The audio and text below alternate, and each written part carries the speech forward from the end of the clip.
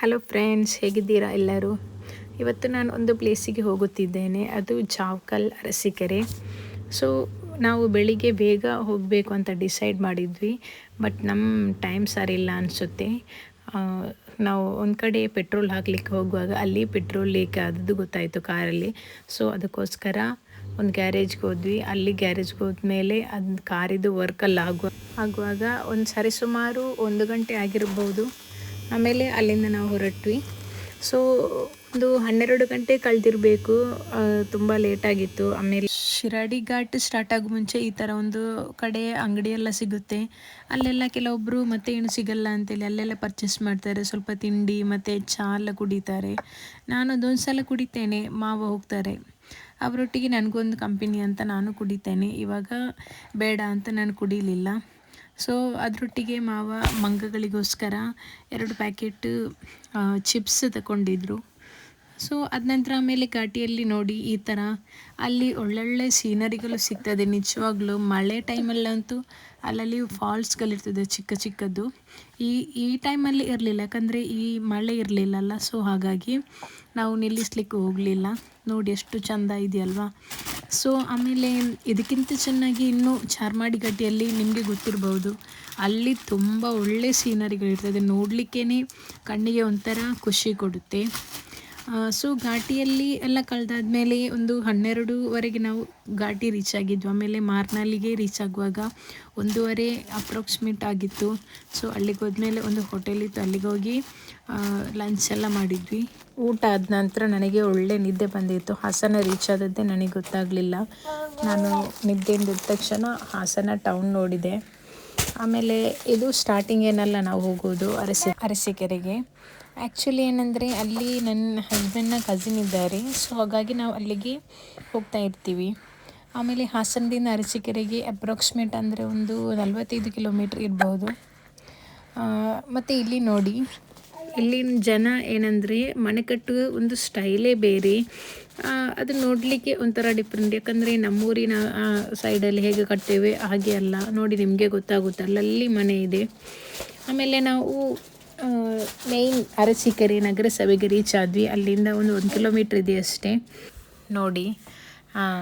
So ಅಕ್ಕನ ಮನೆಗೆ reach ಆಗಿದ್ವಿ.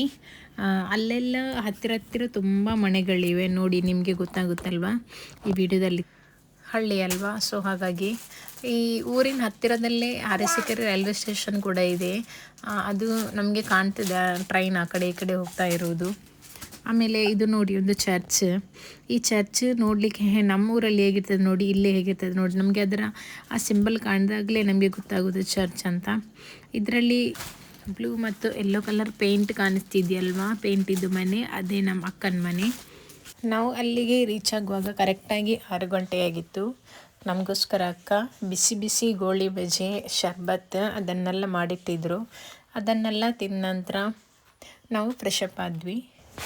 ಆಮೇಲೆ ನೆಕ್ಸ್ಟ್ ಡೇನೇ ನಾವು ಜಾವ್ಕಲ್ಗೆ ಮತ್ತು ಭಾನುವಾರಕ್ಕೆಲ್ಲ ಹೋಗುವಂಥ ಪ್ಲ್ಯಾನ್ ಮಾಡಿದ್ವಿ. ಸೊ ಇಲ್ಲಿ ಅರಸೀಕೆರೆಯಿಂದ ಜಾವ್ಕಲ್ಗೆ 35 ಕಿಲೋಮೀಟ್ರ್ ಇದೆ. ಅಂದರೆ ಒಂದು ಗಂಟೆಯಷ್ಟು ಜರ್ನಿ ಇದೆ. ಇದು ನೋಡಿ, ಇದು ಅರಸೀಕೆರೆಯಲ್ಲಿ ಒಂದು ಕೆರೆ. ಆ್ಯಕ್ಚುಲಿ ಅರಸೀಕೆರೆಯಲ್ಲಿ ಒಂದು ದೊಡ್ಡ ಕೆರೆ ಇದೆ, ಅದಕ್ಕೆ ಊರಿಗೆ ಅರಸೀಕೆರೆ ಅಂತ ಹೇಳ್ತಾರೆ. ಬಟ್ ಇದು ಅಲ್ಲಿದೊಂದು ಚಿಕ್ಕ ಕೆರೆ. ಎಷ್ಟು ಚಿಕ್ಕ ಕೆರೆ ಆದರೂ ತುಂಬ ದೊಡ್ಡದಿದೆ.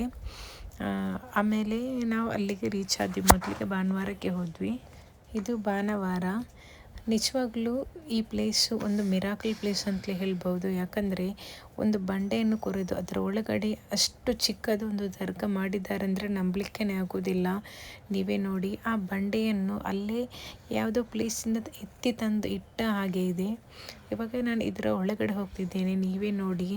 ಕೆಲವರು ಹೋಗಿರ್ತಾರೆ, ಹೋಗದೇ ಇರುವವರು ನಿಮಗೆ ನೋಡಿದರೆ ಶಾಕ್ ಆಗ್ಬೋದು. ಇಷ್ಟೇ ಇರೋದು, ಒಂದು 5 ಮಂದಿ ಹೋಗ್ಬೋದು ಅಷ್ಟೇ. ನೋಡಿ ಹೇಗಿದೆಯಾ, ನೀವು ಒಮ್ಮೆ ವಿಸಿಟ್ ಮಾಡಿ, ನಿಮಗೂ ಗೊತ್ತಾಗ್ಬೋದು. ಆಮೇಲೆ ಅಲ್ಲಿಂದ ಡೈರೆಕ್ಟ್ ನಾವು ಜಾವ್ಕಲ್ಗೆ ಬಂದ್ವಿ. ಇಲ್ಲಿಂದ ಒಂದು ಅರ್ಧ ಗಂಟೆ ಇದೆ. ಇಲ್ಲಿ ಒಬ್ಬರು ಇದ್ದರು, ಅವರ ಹೆಸರು ವಲಿಯುಲ್ಲಾಹಿ ಕಲೆಂದರ್ ಶಾ ಪೀರಾನಿ ಹಾಗೆ ಬರ್ತದೆ. ಇಲ್ಲಿ ನಿಜವಾಗ್ಲೂ ಒಳಗಡೆ ನೋಡಲಿಕ್ಕೆ ತುಂಬ ನೀಟಾಗಿರ್ತದೆ. ಈ ಟೈಮಲ್ಲಿ ಹೋಗಿದಾಗ ಅಲ್ಲಿ ಯಾರೂ ಇರಲಿಲ್ಲ. ಲಾಸ್ಟ್ ಟೈಮ್ ನಾನು ನೈಟ್ ಹೋಗಿದ್ದೆ, ಅವಾಗ ತುಂಬ ರಶ್ ಇತ್ತು. ಮತ್ತೊಂದು ವಿಷಯ ಹೇಳಬೇಕಂದ್ರೆ ಇಲ್ಲಿ ವಾಚ್ಮ್ಯಾನ್ ಇದ್ದಾರೆ, ಅವರು ಫೋಟೋ ತೆಗಿಲಿಕ್ಕೇ ಬಿಡುವುದಿಲ್ಲ. ನಾನು ಹೇಗೋ ಮಾಡಿ ಅವರಿಗೆ ಗೊತ್ತಾಗದ ಹಾಗೆ ವಿಡಿಯೋ ಮಾಡುತ್ತಿದ್ದೆ.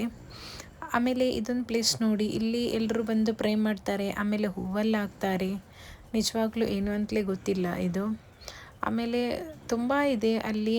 ಒಂದು ಕಡೆ ಒಂದು ಈ ಥರ ನೋಡಿ, ಇದು ಇಲ್ಲಿ ಬಂದೆಲ್ಲ ಊದು ಬತ್ತಿ ಇದೆಯಲ್ವ ಅದನ್ನು ಹಾಕ್ತಾರೆ.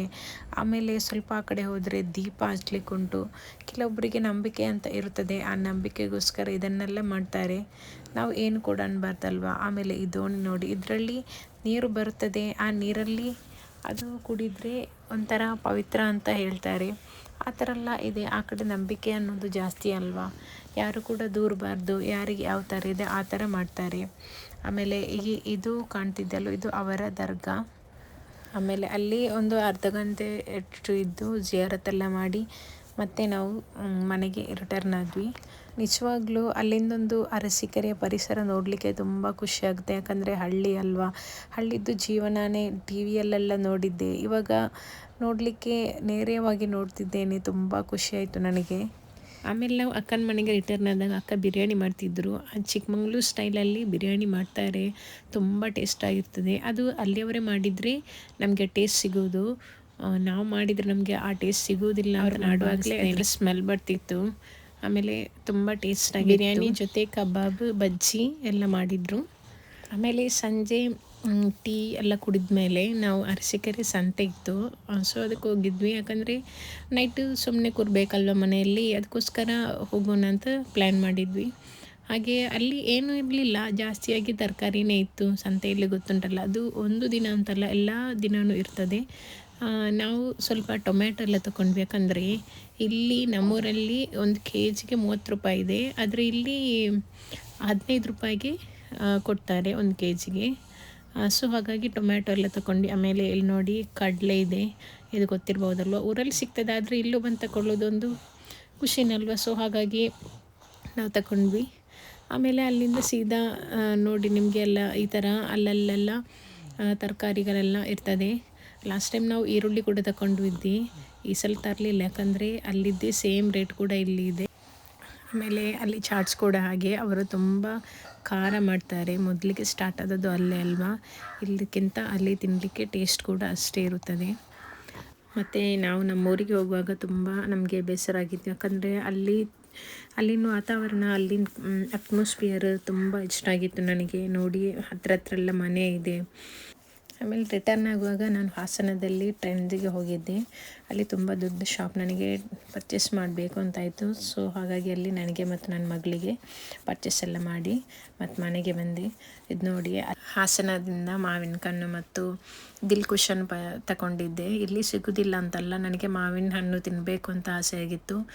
ಆಮೇಲೆ ದಿಲ್ಕುಷ್ ಕೂಡ ಹಾಗೆ ಇಲ್ಲಿ ಮಾಡ್ತಾರೆ, ಅದು ಟೇಸ್ಟೇ ಆಗೋದಿಲ್ಲ, ಸ್ಮೂತ್ ಕೂಡ ಇರೋದಿಲ್ಲ. ಬಟ್ ಇದು ತುಂಬ ಟೇಸ್ಟ್ ಆಗಿರುತ್ತೆ, ಯಾಕಂದರೆ ಅದು ಅಲ್ಲಿನೇ ಜಾಸ್ತಿ ಮಾಡ್ತಾರೆ. ಸೊ ಹಾಗಾಗಿ ಇವಿಷ್ಟು. ನಿಮಗೆ ವಿಡಿಯೋ ಇಷ್ಟ ಆದರೆ ಶೇರ್ ಮಾಡಿ, ಸಪೋರ್ಟ್ ಮಾಡಿ. Thank you.